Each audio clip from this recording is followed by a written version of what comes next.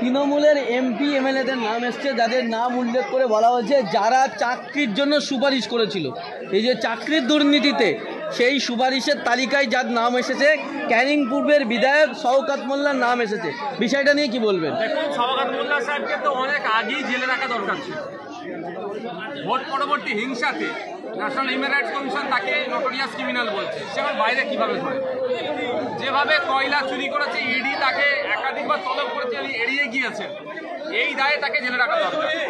এখন যেটা দেখছি আবার লেটেস্ট যেটা সংযোজন হচ্ছে তার নামের সাথে, সেটা তিনি চাকরি চোর হিসাবে তার নাম উঠে আসছে। অভিযোগ এসেছে তিনি নাকি দুটো চাকরি সাজেস্ট করেছেন। দুটো কি 200টা বলা মুশকিল, তদন্ত সাপেক্ষ। এখন সরকার সাহেবই বলুক এটা সত্যতা কি, সিবিআই ভুল বলছে কি সরকার সাহেব চাকরি বিক্রি করেছে কি চাকরি চুরি করেছে, সে সরকার সাহেব জবাব দেবে। তবে যাভাবে দুর্নীতি করেছে জেলের বাইরে থাকা এখন উচিত নয়।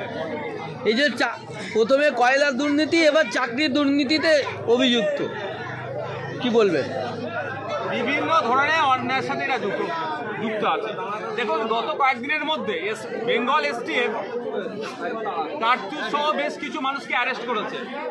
অ্যারেস্ট লিস্ট দেখলে দেখা যাবে তাদের মধ্যে কয়েকজন আবার ইতিপূর্বে অ্যারেস্ট হয়েছে এবং তাদেরকে জামিন কারা করেছে দেখলে দেখা যাবে হয়তো শওকত সাহেবের নাম উঠে আসবে।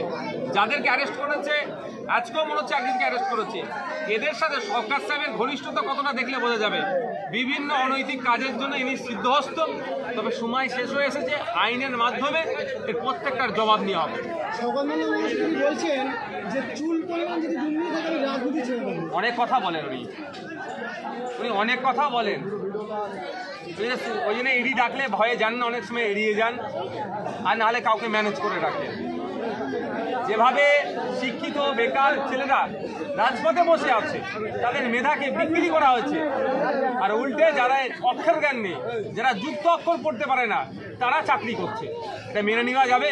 শওকত মোল্লা সাহেবকে আগামী দিনে জবাব দিতে হবে।